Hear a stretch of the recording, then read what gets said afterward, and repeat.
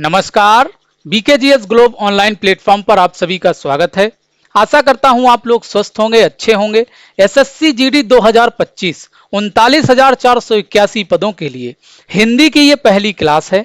हिंदी की ये क्लास सिर्फ एसएससी जीडी के लिए ही नहीं, बल्कि हिंदी को उस स्तर से हम कवर करेंगे, ये सभी परीक्षाओं के लिए समान रूप से उपयोगी होगी।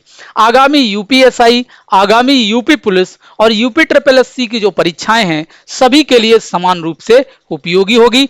आइए इस महत्वपूर्ण क्लास को शुरू करते हैं। वर्णमाला। किसी भी भाषा का अध्ययन करने के लिए, किसी भी भाषा को समझने के लिए सबसे पहले हमें उसकी वर्णमाला का अध्ययन करना आवश्यक होता है, वर्णमाला को समझना आवश्यक होता है। हिंदी भाषा की बात करें तो हिंदी भाषा में सबसे पहला प्रश्न आपसे यहीं से पूछ लिया जाता है कि वर्णमाला किसे कहेंगे या वर्णमाला किसे कहते हैं। वर्णों के व्यवस्थित या वर्णों के क्रमबद्ध व्यवस्थित समूह को, वर्णों के क्रमबद्ध व्यवस्थित समूह को क्या कहेंगे?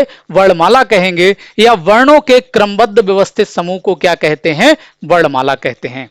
किसकी बात की जा रही है? वर्णों की बात की जा रही है, वर्णों के क्रमबद्ध व्यवस्थित समूह की बात की जा रही है। तो फिर वर्ण क्या होता है? वर्ण क्या होता है? वर्ण किसी भी भाषा की सबसे छोटी इकाई होती है। क्या होती है? भाषा की सबसे छोटी इकाई, भाषा की सबसे छोटी इकाई, भाषा की सबसे छोटी इकाई क्या होती है? वर्ण होती है। क्या होती है? वर्ण होती है, भाषा की सबसे छोटी इकाई। अब यहां पर तीन शब्द आपको बहुत अच्छे से समझ लेना है, यहां से बहुत कंफ्यूजन करके प्रश्न पूछे जाते हैं। पहला शब्द है वर्ण, दूसरा शब्द है ध्वनि और तीसरा शब्द है लिपि चिन्ह। यहां से अक्सर प्रश्न आपसे पूछे जाते हैं। अभी हमने वर्ण की चर्चा की, यह भाषा की सबसे छोटी इकाई होती है। क्या होती है? भाषा की सबसे छोटी इकाई क्या होती है? वर्ण होती है।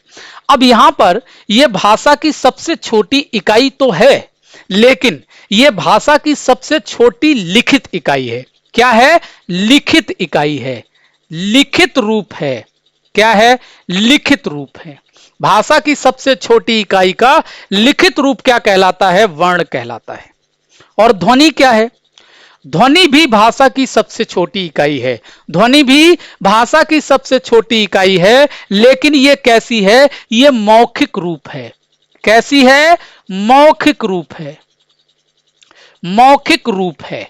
आप समझिए, यहां पर हमने एक वर्ण लिया आ और हमने इसको लिख दिया। हमने वर्ण आ को लिख दिया तो यह क्या हो गया? वर्ण हो गया। ये इसका लिखित रूप हो गया और ये क्या हो गया? वर्ण हो गया।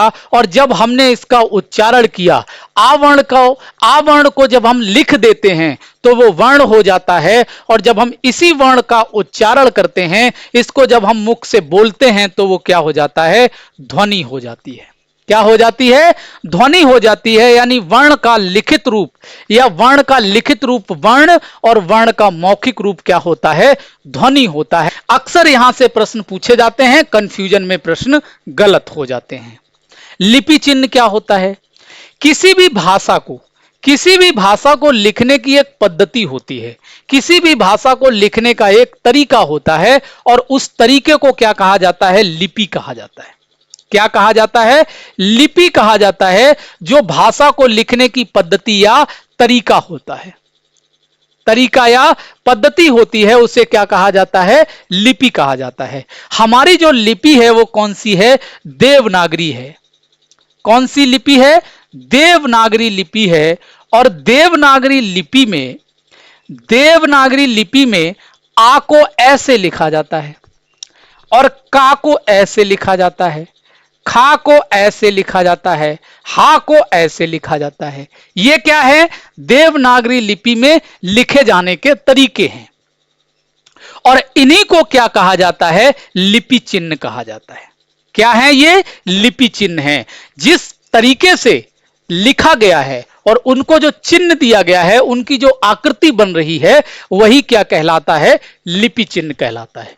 बहुत अच्छे से समझ लीजिएगा, वर्ण, ध्वनि और लिपि चिन्ह तीनों में थोड़ा ही अंतर है, लेकिन कंफ्यूजन के समय ये प्रश्न गलत हो जाते हैं। ठीक है, आगे देखिए। अगला शब्द है अक्षर। अक्षर क्या होता है? अक्सर यहां से प्रश्न पूछा जाता है और प्रश्न गलत होने की संभावना ज्यादा रहती है जब इसको समझा नहीं जाता है अच्छे से। तब क्या होता है अक्षर? अक्षर स्वर और व्यंजन, स्वर और व्यंजन के संयुक्त रूप को कहा जाता है। स्वर और व्यंजन का जो संयुक्त रूप होता है उसे क्या कहा जाता है? अक्षर कहा जाता है। यानी स्वर और व्यंजन जब मिलते हैं तो अक्षर का निर्माण करते हैं। अभी हम आगे चर्चा करेंगे कि किसी भी व्यंजन का उच्चारण, किसी भी व्यंजन का उच्चारण बिना स्वर के सहयोग से नहीं हो सकता। जैसे हमने लिखा आ, आ का जब हम उच्चारण करते हैं तो किसी अन्य वर्ण की आवश्यकता होती है? नहीं होती। आ का उच्चारण किया आ, किसी वर्ण की आवश्यकता नहीं है। लेकिन जैसे ही हमने उच्चारण किया का का उच्चारण किया, का को लिख दिया, और का को जब हम उच्चारित करते हैं तो क्या होगा? का के साथ इस आ की भी ध्वनि आती है और यही इसका स्वर और व्यंजन के मिलने से बनता है। जैसे इसका रूप क्या हो जाएगा? इसका रूप हो जाएगा का, नीचे हलंत लग जाएगा और ये आ अलग हो जाएगा। ये क्या है? का रूप है। ये व्यंजन है। ये क्या है? ये व्यंजन है। और ये आ क्या है? ये स्वर है। और जब ये दोनों मिलते हैं तो ये क्या बन जाता है? ये का बन जाता है। ये का बन जाता है और यही का क्या है? अक्षर है। यही का क्या है? अक्षर है। याद रखिएगा, यहां से प्रश्न पूछे जाते हैं। ठीक है। हिंदी वर्णमाला में वर्णों की संख्या, हिंदी वर्णमाला में कुल वर्ण कितने होते हैं? 52 होते हैं। कितने होते हैं? 52 वर्ण हिंदी वर्णमाला में होते हैं। और यहीं पे अगर आपसे प्रश्न पूछ लिया जाए, कामता प्रसाद गुरु के अनुसार, अक्सर प्रश्न पूछ लिया जाता है, कामता प्रसाद गुरु के अनुसार, कामता प्रसाद गुरु के अनुसार, कामता प्रसाद गुरु के अनुसार हिंदी वर्णमाला में जो वर्णों की संख्या है वो कितनी है? 44 है। कितनी है? 44 वर्ण कामता प्रसाद गुरु ने हिंदी वर्णमाला में माने हैं। और यहां पर भी एक प्रश्न आप ध्यान रखिएगा, इसको भी लेके कंफ्यूजन है, किताबों में कंफ्यूजिंग पैदा की गई है। कहीं कहीं पर 43 लिखे हैं, लेकिन कामता प्रसाद गुरु ने जो हिंदी वर्णमाला में वर्णों को मान्यता दी है वो 44 वर्णों को मान्यता दी है। आप लोग इस चीज को ध्यान रखिएगा। इन 52 वर्णों में 11 स्वर हैं, 11 स्वर हैं, 33 व्यंजन हैं, 33 व्यंजन हैं, 4 संयुक्त व्यंजन हैं। 4 क्या हैं? संयुक्त व्यंजन हैं। संयुक्त व्यंजन हैं। 2 द्विगुण या इन्हें ही उत्क्षिप्त या उत्सृप्त व्यंजन कहा जाता है। उत्क्षिप्त व्यंजन है। और 2 अयोगवाह हैं। 2 क्या हैं? अयोगवाह हैं। तो ये टोटल कितने हो जाते हैं? 11 और 33, 44, 4 48, 2 50 और 2 52। ये टोटल वर्ण आपके कितने हो जाते हैं? 52 हो जाते हैं। ठीक है, अब हम इसको क्रम से समझते हैं। स्वर, स्वर वर्ण किन वर्णों को कहा जाता है? स्वर वर्ण उन वर्णों को कहा जाता है जिनके उच्चारण में किसी अन्य वर्ण की सहायता नहीं ली जाती या जिनका उच्चारण करने में किसी अन्य वर्ण की आवश्यकता नहीं होती है। ये स्वतंत्र होते हैं। कैसे होते हैं? स्वतंत्र होते हैं। स्वतंत्र होते हैं और इनका उच्चारण जब हम करते हैं तो मुख से आती हुई वायु निर्बाध रूप से, मुख से आती हुई श्वास या प्राण निर्बाध रूप से बाहर निकल जाती है। जैसा कि अभी हमने देखा था कि आ का जब हम उच्चारण करते हैं तो किसी अन्य वर्ण की आवश्यकता होती है? नहीं होती है। लेकिन जब हम का उच्चारण करते हैं तो का के साथ हम इसका उच्चारण करने के लिए हमें आ की आवश्यकता होती है। का जो रूप होता है वो क्या हो जाता है? का और धन आ हो जाता है।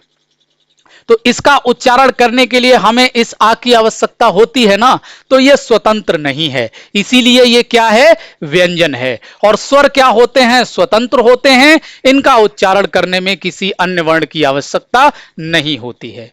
हिंदी वर्णमाला में जो स्वरों की संख्या होती है वो कितनी होती है? 11 स्वर हिंदी वर्णमाला में होते हैं। कितने स्वर होते हैं? 11 स्वर होते हैं। कौन कौन से? आ होता है, दीर्घ आ होता है, ई होती है, दीर्घ ई होती है, ऊ होता है, दीर्घ ऊ होता है, ऋर होता है, ए है, ऐ है, ओ है और औ है। ये 11 स्वर हिंदी वर्णमाला में होते हैं।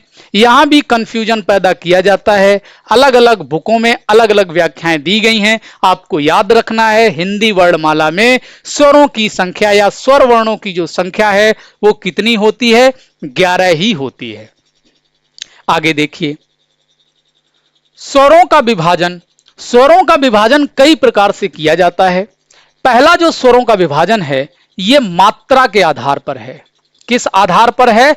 मात्रा के आधार पर है। और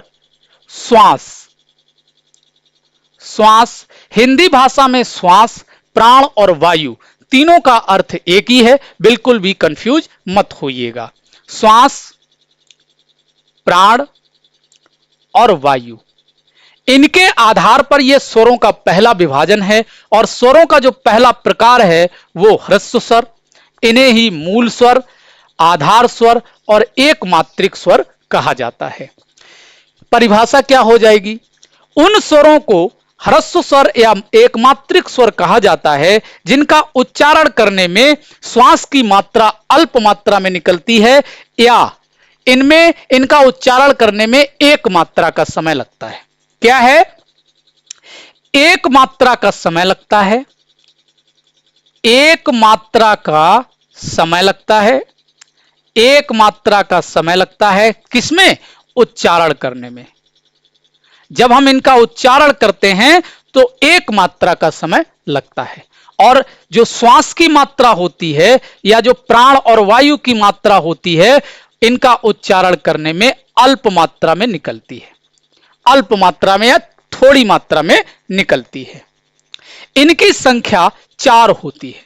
कितनी होती है इनकी संख्या? 4 होती है। कितनी संख्या होती है? 4 होती है। कौन कौन से होते हैं? आ होता है, छोटा यानी लघु। ई होती है, लघु ई। ऊ होता है और ऋर होती है। ये 4 स्वर ह्रस्व स्वर या एक मात्रिक स्वर कहे जाते हैं। इनका उच्चारण करने में एक मात्रा का समय लगता है। और जब हम इनका उच्चारण करते हैं तो श्वास, प्राण या वायु की जो मात्रा होती है वो अल्प मात्रा में या थोड़ी मात्रा में निकलती है। ठीक है। इन्हें मूल स्वर या आधार स्वर क्यों कहा जाता है? इन्हें मूल स्वर या आधार स्वर इसलिए कहा जाता है। मूल स्वर या आधार स्वर इसलिए कहा जाता है, इन स्वरों के आगे के जो स्वर हैं उनका निर्माण इन्हीं स्वरों के सहयोग से होता है। वो इन्हीं स्वरों के सहयोग से निर्मित होते हैं, इसलिए इन्हें मूल स्वर या आधार स्वर की संज्ञा दी जाती है। ठीक है, आगे देखिए। इस विभाजन का अगला प्रकार है दीर्घ स्वर। इन्हें द्विमात्रिक स्वर भी कहा जाता है। दीर्घ स्वर इन्हें क्यों कहा जाता है? इन स्वरों का उच्चारण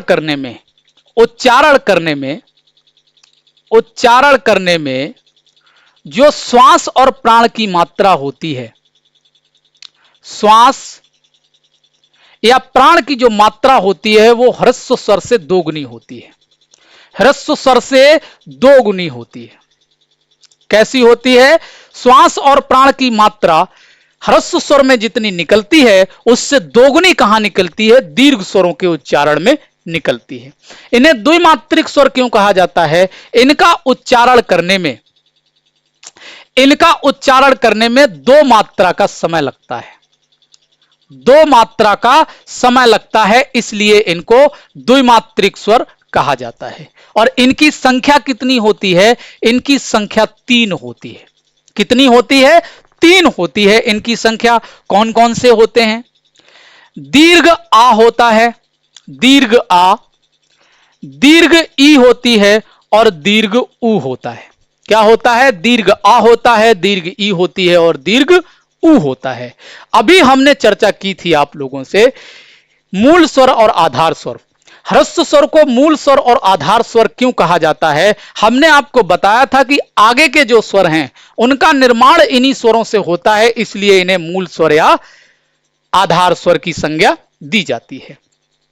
इनका निर्माण जो हुआ है, यानी दीर्घ आ का जो निर्माण हुआ है वो आ, लघु आ और लघु आ के मिलने से हुआ है, और दीर्घ ई का जो निर्माण हुआ है वो लघु ई और लघु ई के मिलने से हुआ है। ऊ का जो निर्माण हुआ है, दीर्घ ऊ का निर्माण लघु ऊ और लघु ऊ के मिलने से हुआ है। ठीक है। एक बात और आप लोग याद रखिएगा, इन स्वरों को सजातीय स्वर भी कहा जाता है। सजातीय स्वर भी कहा जाता है। क्यों कहा जाता है? आप लोग देखिए कि ये जो स्वर हैं इन तीनों का निर्माण समान स्वरों के मिलने से होता है। कैसे स्वरों के मिलने से होता है? ये समान स्वरों के मिलने से बनते हैं।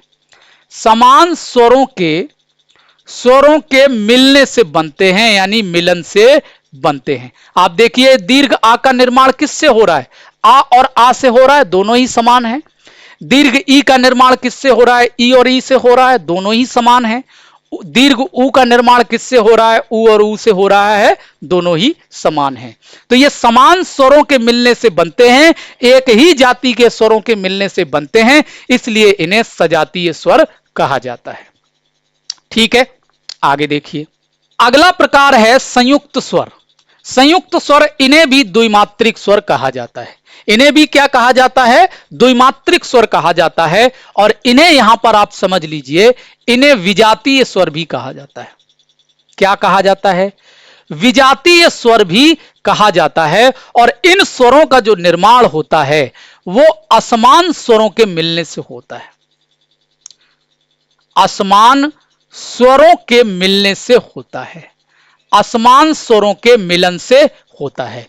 बाकी सारी कंडीशन दीर्घ स्वरों की ही है। बाकी जो सभी कंडीशन है वो कैसी हैं? दीर्घ स्वरों की ही है। इनका जब हम उच्चारण करते हैं तो श्वास या प्राण की मात्रा ह्रस्व स्वर से दोगुनी होती है, ह्रस्व स्वर से दोगुनी होती है, और इनके उच्चारण करने में जो मात्रा होती है वो 2 मात्रा का समय लगता है। कितना समय लगता है? 2 मात्रा का समय लगता है, 2 मात्रा का समय। मूल कंडीशन इनकी क्या है कि ये विजातीय स्वर हैं और ये असमान स्वरों के मिलने से बनते हैं। इनकी संख्या कितनी होती है? इनकी संख्या होती है 4। कितनी होती है? 4। कौन कौन से हैं? ए है, दीर्घ ए है, ओ है और दीर्घ ओ है। और क्या है? दीर्घ ओ है। ठीक है। ए का जो निर्माण हुआ है वो किससे होता है? आ और ई से होता है। आ और ई से होता है किसका? ए का निर्माण। और ए का निर्माण जो होता है वो आ और धन ए से होता है। आ धन ए से, यानी आ और ये लघु ए मिलकर क्या बनाता है? दीर्घ ए बनाता है। ओ का निर्माण किससे हुआ है? आ और ऊ से होता है। आ और ऊ जब मिलते हैं तो लघु ओ का निर्माण होता है। और दीर्घ ओ का निर्माण कैसे होता है? आ और लघु ओ के मिलने से किसका निर्माण होता है? दीर्घ ओ का निर्माण होता है। बात समझ में आ गई? इसीलिए इन्हें क्या कहा जाता है? विजातीय स्वर कहा जाता है। और इनका निर्माण आप देखिए, ये क्या है? ये आ और ये ई, ये असमान है ना, ये भी असमान है। यहां आ देखिए, यहां देखिए, ये सब कैसे हैं? असमान है। और असमान स्वरों के मिलने से इनका निर्माण होता है, ये निर्मित होते हैं। इनकी संख्या कितनी होती है? 4 होती है। इनकी संख्या कितनी होती है? 4 होती है। अब स्वरों का अगला विभाजन है प्लुत स्वर। प्लुत स्वर को समझने से पहले थोड़ा सा दीर्घ स्वर को और समझ लीजिए। दीर्घ स्वर, अगर आपसे परीक्षा में प्रश्न पूछा जाए कि दीर्घ स्वरों की संख्या कितनी होती है और विकल्प में 3 ना हो, विकल्प में 3 ना हो, तो फिर क्या आप उत्तर देंगे? जब यह विकल्प में 3 नहीं होगा तो आप देखिएगा विकल्प में 7 होगा। विकल्प में क्या होगा? 7 होगा। तो फिर आपका उत्तर 7 हो जाएगा। बिल्कुल कंफ्यूज मत कीजिएगा। फिर वहां पर क्या होगा इस कंडीशन में? दीर्घ स्वर और संयुक्त स्वर, दीर्घ स्वर और संयुक्त स्वर दोनों मिलकर 7 उत्तर बनाएंगे। दोनों मिलकर क्या उत्तर बनाएंगे? 7 उत्तर बनाएंगे। ध्यान रखिएगा, कंफ्यूज मत कीजिएगा कि ये तो प्रश्न गलत हो गया। प्रश्न गलत नहीं होगा वहां पर, क्योंकि दीर्घ स्वर और संयुक्त स्वर की कंडीशन एक आयाम में अलग है कि इनका जब निर्माण होता है तो दीर्घ स्वरों का निर्माण सजातीय स्वरों से होता है और संयुक्त स्वरों का निर्माण विजातीय स्वरों से होता है। लेकिन कंडीशन दोनों की एक ही है, ये दोनों 2 स्वरों के मिलने से बनते हैं। 2 स्वरों के मिलने से बनते हैं। यहां प्रश्न गलत मत कीजिएगा। अगर दीर्घ स्वर पूछा गया है, अगर विकल्प में 3 है तो फिर उत्तर आपका 3 होगा, और अगर विकल्प में 3 नहीं है तो फिर उत्तर आपका 7 होगा जो विकल्प में दिया गया होगा। और अगर ये दोनों ही उत्तर दिए गए हों, 3 भी दिया गया हो और 7 भी दिया गया हो, तो आप निश्चिंत रूप से याद रखिएगा आपका प्रश्न सही होगा 3 से। क्या हो जाएगा? 3 से आपका प्रश्न सही होगा, तब आपका 7 से गलत हो जाएगा। इस चीज को बहुत अच्छे से ध्यान रखिएगा, यहां बिल्कुल भी कंफ्यूजन मत कीजिएगा। अब देखिए प्लुत स्वर। प्लुत स्वर क्या होता है? प्लुत स्वर वो स्वर होते हैं जिनका उच्चारण करने में, जब हम इनका उच्चारण करते हैं तो श्वास, उच्चारण करने में श्वास या जो प्राण की मात्रा होती है वो ह्रस्व स्वर से तिगुनी निकलती है, ह्रस्व स्वर से 3 गुनी निकलती है, 3 गुनी निकलती है। और जो मात्रा होती है वो 3 मात्रा का समय लगता है, 3 मात्रा का समय लगता है। इन स्वरों का प्रयोग संस्कृत भाषा में ज्यादा होता है, हिंदी भाषा में इनका प्रयोग कम होता है। जैसे अब उच्चारण कीजिए, हमने लिखा ओम, ओम लिखा, ओम लिखा। जब हम इसका उच्चारण करते हैं तो इसको ओम नहीं उच्चारित किया जाता है, इसका उच्चारण होता है ओम। इसको लंबा खींचा जाता है, इसको क्या किया जाता है? लंबा खींचा जाता है, ओम, इस तरीके से। तो ये जो उच्चारण है, ये जो श्वास और प्राण की मात्रा है, ये ह्रस्व स्वर से 3 गुनी लगती है। और ये जो यहां पर लिखा हुआ है, ये इसको अक्सर ई समझ लिया जाता है। ये ई नहीं है, ये ई नहीं है, ये क्या है? ये 3 का अंक है। ये क्या है? ये 3 का अंक है। ये 3 का अंक है। ये इंडिकेट करता है, ये निर्देशित करता है, संकेत करता है, ये प्लुत स्वर है। ये क्या है? प्लुत स्वर है। और इसमें जो मात्रा है वो 3 गुनी है। ये 3 गुने का संकेत करता है। इसका उच्चारण करने में 3 गुनी श्वास की मात्रा या प्राण की मात्रा निकलती है। ठीक है, तो ओम नहीं है ये क्या है? ओम है। और इसमें जो 3 है ये अंक है, ये ई नहीं है। ठीक है, तो इसका उच्चारण जैसे ही हमने किया ओम। और प्लुत स्वरों का प्रयोग दूर से बुलाने पर, दूर से बुलाने पर, दूर से बुलाने पर, चिल्लाने पर, चिल्लाने पर, गाने में आदि में प्रयोग होता है। जैसे आप देखिए, जब हम किसी को दूर से बुलाएंगे, कोई व्यक्ति दूर खड़ा है और हमको उससे दूर से बुलाना है, तो हम कैसे बुलाएंगे? लंबा खींचेंगे ना। मान लीजिए किसी का नाम ए है और हमको ए को दूर से बुलाना है, तो हम क्या करेंगे? ए कहकर रुक थोड़ी जाएंगे, हम ए बोलकर रुकेंगे नहीं, हम क्या करेंगे, हम ए लंबा खींचेंगे, हम ए को लंबा खींचेंगे। और जब हम किसी को चिल्लाते हैं, किसी के ऊपर चिल्लाते हैं, तो चिल्लाने में क्या होता है, हम लंबा सांस को खींचते हैं, सांस को क्या करते हैं, लंबा खींचते हैं। और गाने में भी वही कंडीशन होती है। जो गायक होते हैं जब स्वर ताल मिलाते हैं तो अपने स्वर को लंबा खींचते हैं ना, तो वहां पर क्या होता है, प्लुत स्वर का प्रयोग होता है। यह स्वरों का एक विभाजन है। आगे देखिए, जिह्वा के आधार पर स्वरों का विभाजन। जीव की स्थिति के आधार पर स्वरों का एक विभाजन किया जाता है और स्वरों को जिह्वा के आधार पर 3 प्रकारों में बांटा गया है। कितने प्रकारों में बांटा गया है, 3 प्रकारों में विभाजित किया गया है। पहला है अग्रस्वर, क्या है, अग्रस्वर। दूसरा है मध्य स्वर, क्या है, मध्य स्वर।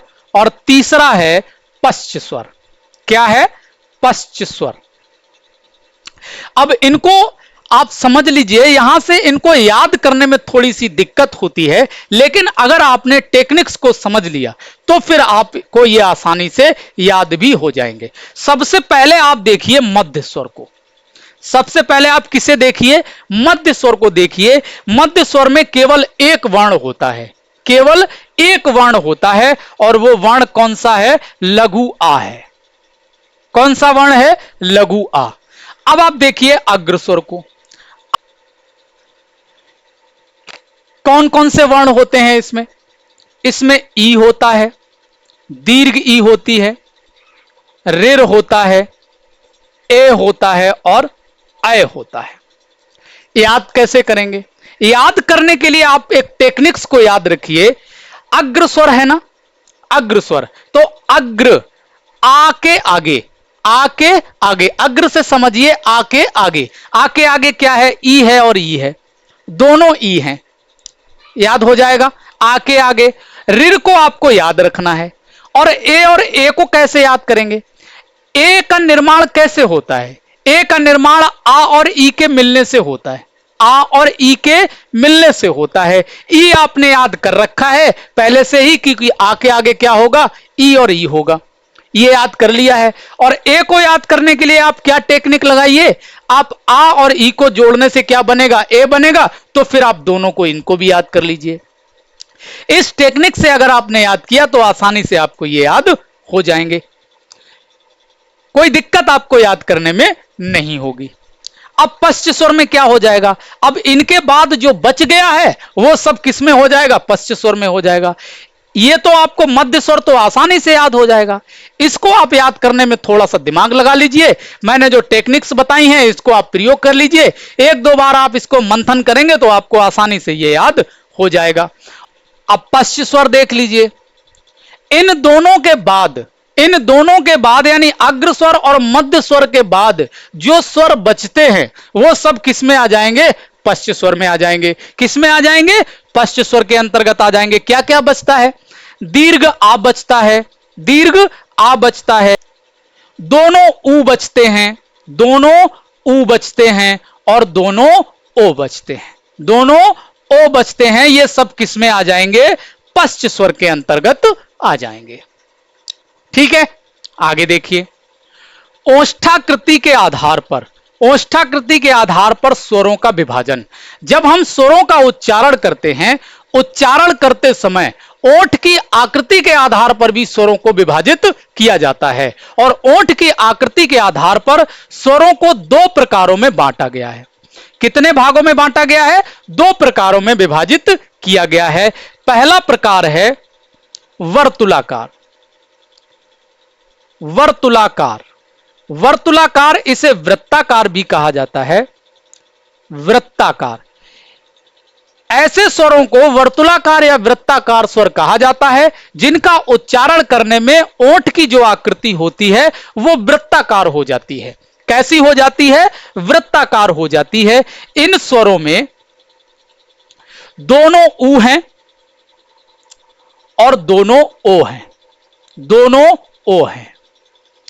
ये स्वर किसके अंतर्गत आते हैं, वर्तुलाकार या वृत्ताकार स्वर के अंतर्गत आते हैं। ठीक है, आप इनका उच्चारण करके देख लीजिए, आपको ओंठ की आकृति वृत्ताकार महसूस होगी। अगला जो विभाजन है वो है अवर्तुलाकार। अवर्तुलाकार, अवर्तुलाकार या अवृत्ताकार, अवर्तुलाकार या अवृत्ताकार। और इनके बाद जो बचते हैं वो सब किस में आ जाएंगे? अवर्तुलाकार में आ जाएंगे। इन स्वरों के बाद, यानी इन 4 स्वरों के बाद जो बचते हैं वो सब किस में आ जाएंगे?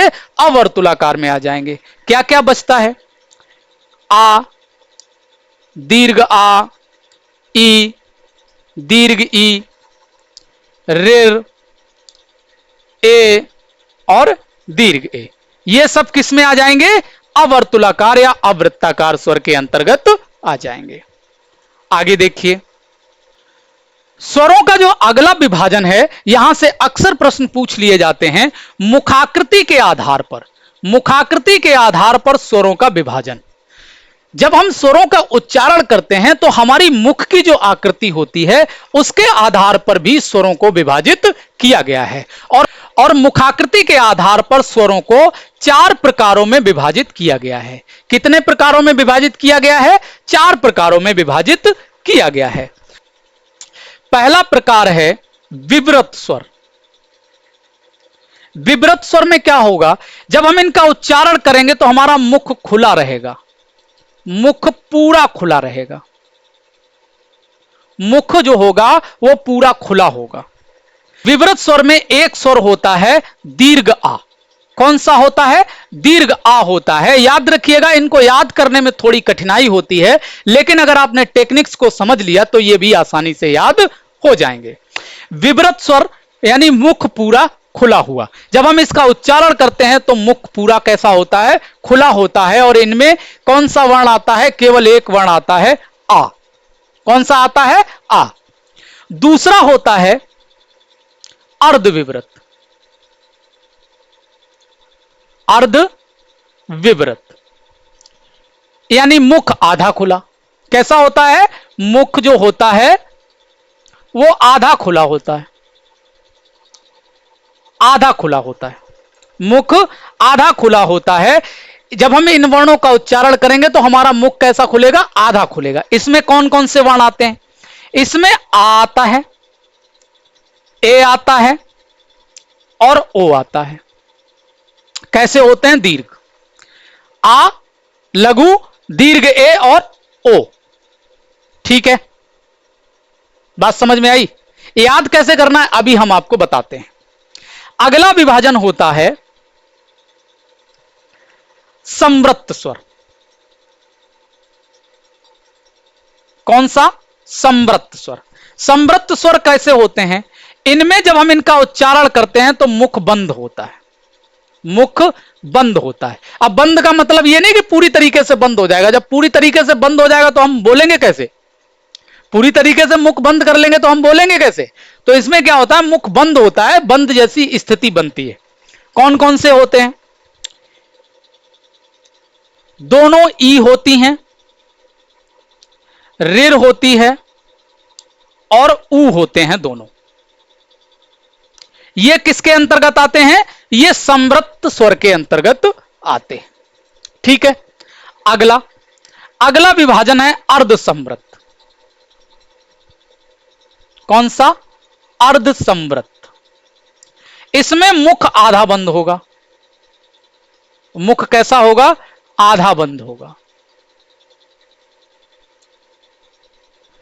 इसमें कौन कौन से स्वर आते हैं? अर्धसंवृत्त के अंतर्गत 2 स्वर आते हैं, ए और ओ।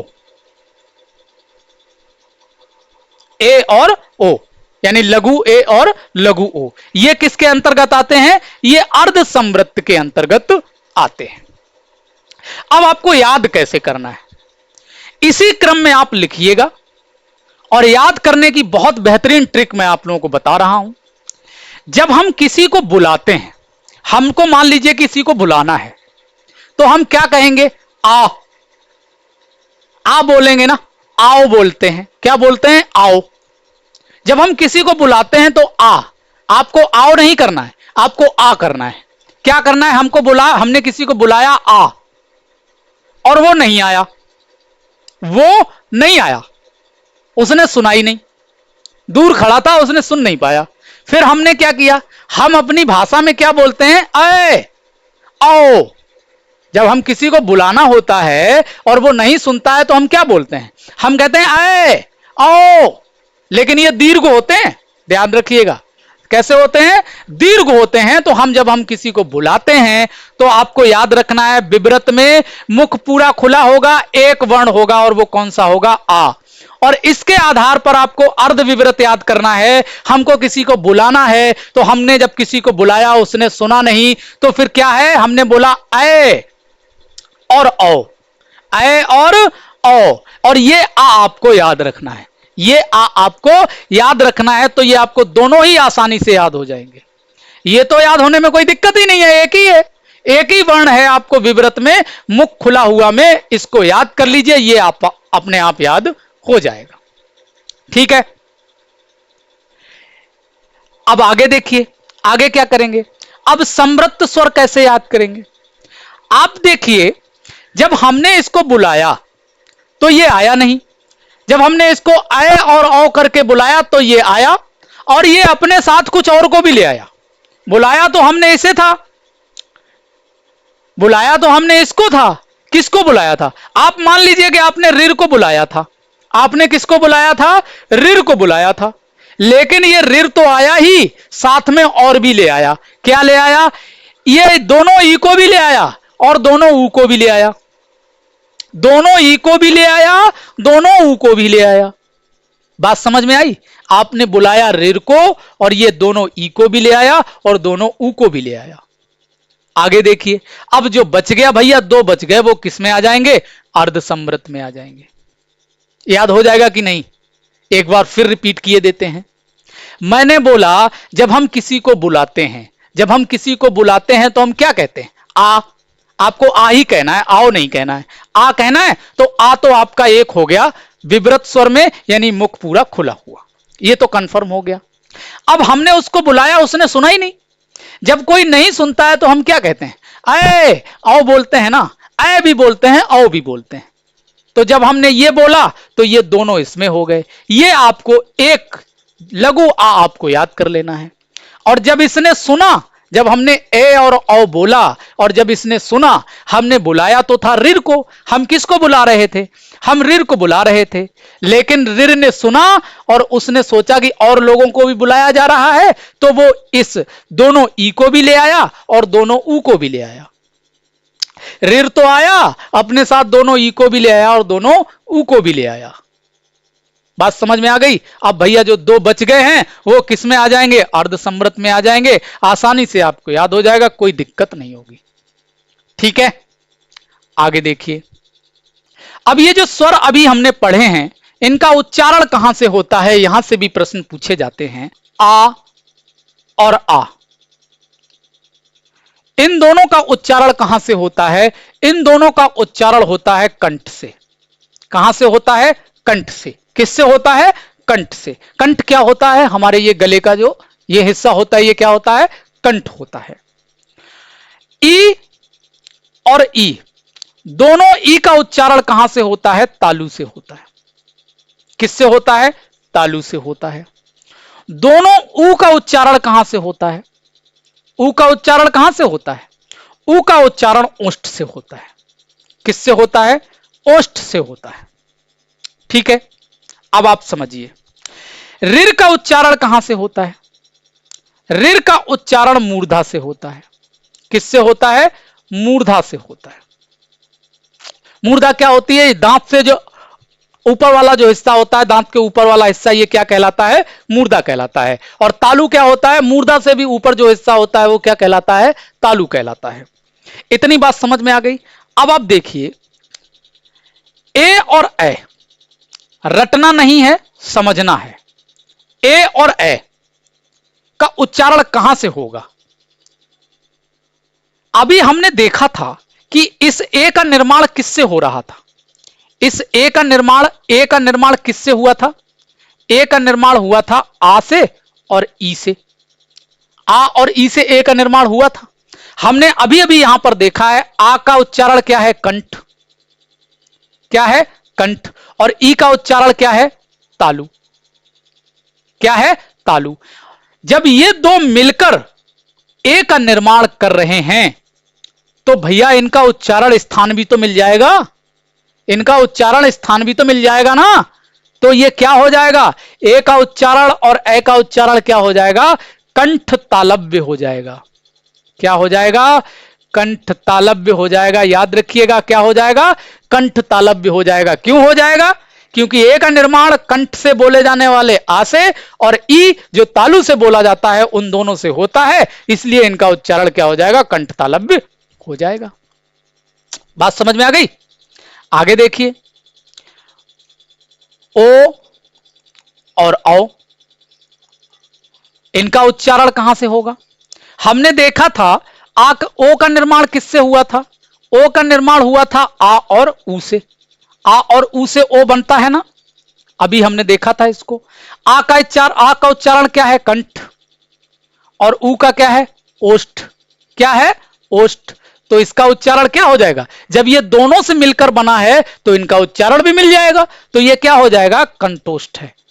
क्या हो जाएगा? कंठोष्ठ है। ठीक है भाई, अच्छे से क्लियर हो गई सारी बातें। अच्छे से आप लोग इसे देख लीजिएगा, तैयार कर लीजिएगा। इससे आगे की जो चर्चा है हम अगली क्लास में करेंगे। अगर आप लोगों को हमारा यह प्रयास अच्छा लगा हो तो वीडियो को लाइक और शेयर जरूर कीजिएगा और चैनल को भी सब्सक्राइब कीजिएगा। कमेंट कर हमें जरूर बताइएगा कि यह क्लास आप लोगों को कैसी लगी। मिलते हैं आप लोगों से अगली क्लास में, तब तक के लिए नमस्कार, धन्यवाद।